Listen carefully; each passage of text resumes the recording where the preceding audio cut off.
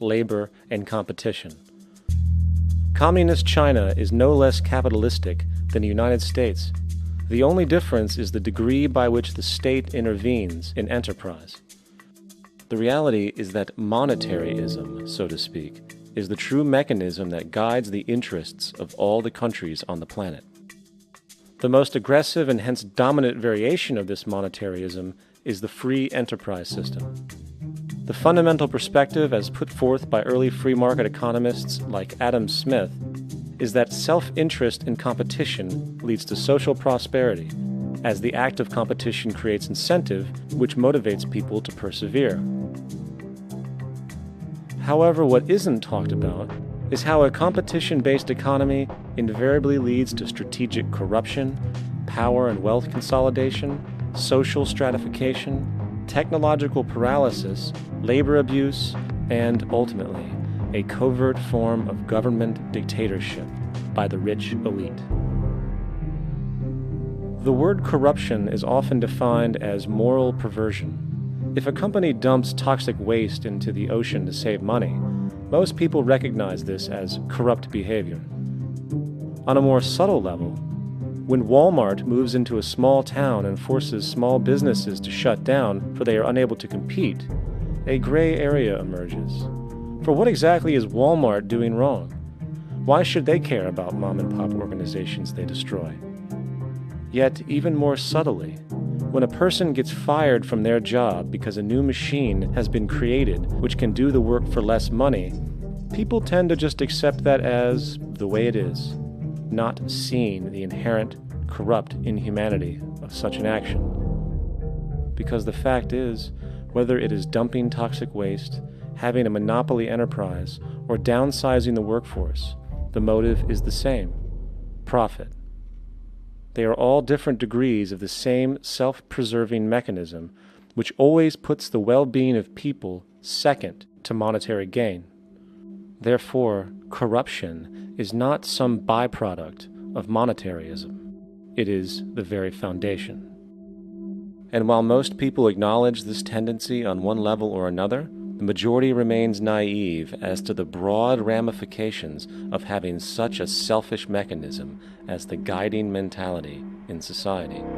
Internal documents show that after this company positively, absolutely knew that they had a medication that was infected with the AIDS virus, they took the product off the market in the U.S. and then they dumped it in France, Europe, Asia, and Latin America. The U.S. government allowed it to happen. The FDA allowed this to happen. And now the government is completely looking the other way. Thousands of innocent hemophiliacs have died from the AIDS virus. This company knew absolutely that it was infected with AIDS. They dumped it because they wanted to turn this disaster into a profit.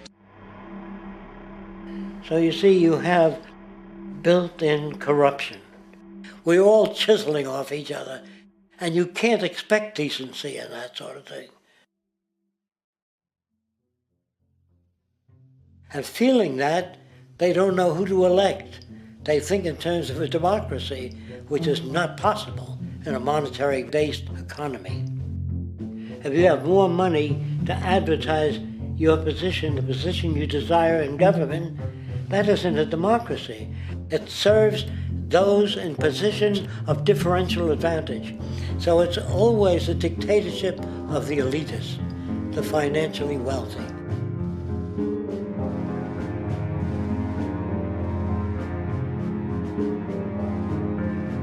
It is an interesting observation to note how seemingly unknown personalities magically appear on the scene as presidential candidates. Then, before you know it, somehow you are left to choose from a small group of extremely wealthy people who suspiciously have the same broad social view. Obviously, it's a joke. The people placed on the ballot are done so because they have been pre-decided to be acceptable by the established financial powers who actually run the show. Yet, many who understand this illusion of democracy often think, if only we could just get our honest, ethical politicians in power, then we would be okay. Well, while this idea, of course, seems reasonable in our established-oriented worldview, it is, unfortunately, another fallacy. For when it really comes down to what is actually important, the institution of politics, and thus politicians themselves, have absolutely no true relevance as to what makes our world and society function. It's not politicians that can solve problems. They have no technical capabilities. They don't know how to solve problems. Even if they were sincere, they don't know how to solve problems. It's the technicians that produce the desalination plants. It's the technicians that give you electricity, that give you motor vehicles, that heat your house and cool it in the summertime. It's technology that solves problems, not politics. Politics cannot solve problems because they're not trained to do so. Very few people today stop and consider what it is that actually improves their lives. Is it money? Obviously not. One cannot eat money or stuff money into their car to get it to run. Is it politics? All politicians can do is create laws, establish budgets, and declare war. Is it religion? Of course not. Religion creates nothing except intangible emotional solace for those who require it. The true gift that we as human beings have, which has been solely responsible for everything that has improved our lives, is technology. What is technology? Technology is a pencil which allows one to solidify ideas on paper for communication. Technology is an automobile which allows one to travel faster than feet would allow.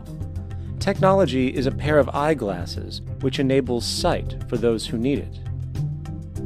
Applied technology itself is merely an extension of human attributes which reduces human effort, freeing humans from a particular chore or problem. Imagine what your life would be like today without a telephone, or an oven, or a computer, or an airplane.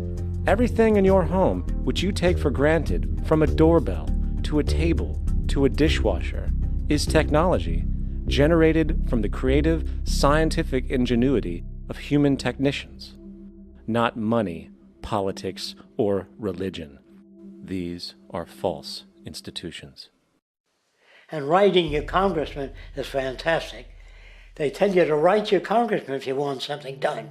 The men in Washington should be at the forefront of technology, the forefront of human studies, the forefront of crime, all the factors that shape human behavior. You don't have to write your congressman. What kind of people are they that are appointed to do that job? The future will have great difficulty. And the question that's raised by politicians is, how much will a project cost? The question is not how much will it cost. Do we have the resources? And we have the resources today to house everyone, build hospitals all over the world, build schools all over the world, the finest equipment and labs for teaching and doing medical research. So you see, we have all that, but we're in a monetary system. And in a monetary system, there's profit. And what is the fundamental mechanism that drives the profit system besides self-interest? What is it exactly that maintains that competitive edge at its core? Is it high efficiency and sustainability? No, that isn't part of their design. Nothing produced in our profit-based society is even remotely sustainable or efficient. If it was, there wouldn't be a multi-million-dollar-a-year service industry for automobiles, nor would the average lifespan for most electronics be less than 3 months before they're obsolete. Is it abundance? Absolutely not. Abundance, as based on the laws of supply and demand, is actually a negative thing. If a diamond company finds 10 times the usual amount of diamonds during their mining, it means the supply of diamonds has increased, which means the cost and profit per diamond drops. The fact is, efficiency, sustainability, and abundance are enemies of profit. To put it into a word, it is the mechanism of scarcity that increases profits. What is scarcity? Based on keeping products valuable. Slowing up production on oil raises the price. Maintaining scarcity of diamonds keeps the price high. They burn diamonds at the Kimberley diamond mines. They're made of carbon. That keeps the price up. So then, what does it mean for society when scarcity, either produced naturally or through manipulation, is a beneficial condition for industry? It means that sustainability and abundance will never ever occur in a profit system, for it simply goes against the very nature of the structure. Therefore, it is impossible to have a world without war or poverty. It is impossible to continually advance technology to its most efficient and productive states. And, most dramatically, it is impossible to expect human beings to behave in truly ethical or decent ways.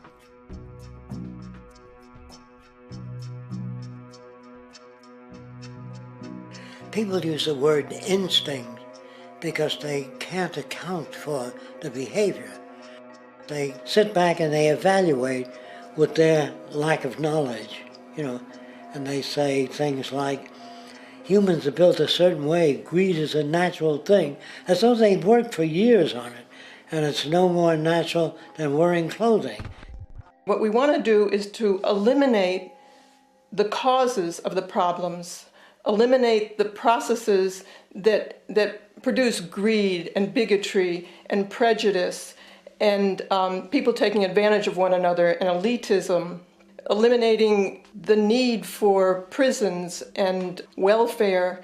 We have always had these problems because we have always lived within scarcity and barter and monetary systems that produce scarcity. If you eradicate the conditions that generate what you call socially offensive behavior, it does not exist. The guy said, well, isn't that inborn? No, it's not. There is no human nature. There's human behavior, and that's always been changed throughout history. You're not born with bigotry and greed and corruption and hatred. You pick that up within the society. War, poverty, corruption, hunger, misery, human suffering will not change in a monetary system. That is, there'll be very little significant change. It's going to take the redesign of our culture, our values, and it has to be related to the carrying capacity of the earth, not some human opinion or some politician's notions of the way the world ought to be, or some religious notions of the conduct of human affairs. And that's what the Venus Project is about. The society that we're about to talk about is a society that is free of all the old superstitions, incarceration, prisons, police, cruelty, and law. All laws will disappear, and the professions will disappear that are no longer valid, such as stockbrokers, bankers, advertising, gone forever, because it's no longer relevant.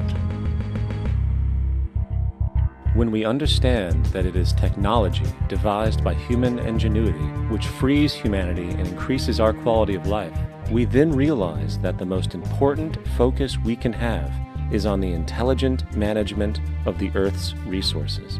For it is from these natural resources we gain the materials to continue our path of prosperity.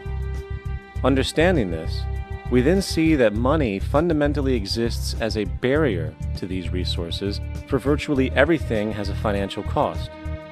And why do we need money to obtain these resources? Because of real or assumed scarcity. We don't usually pay for air and tap water because it is in such high abundance, selling it would be pointless.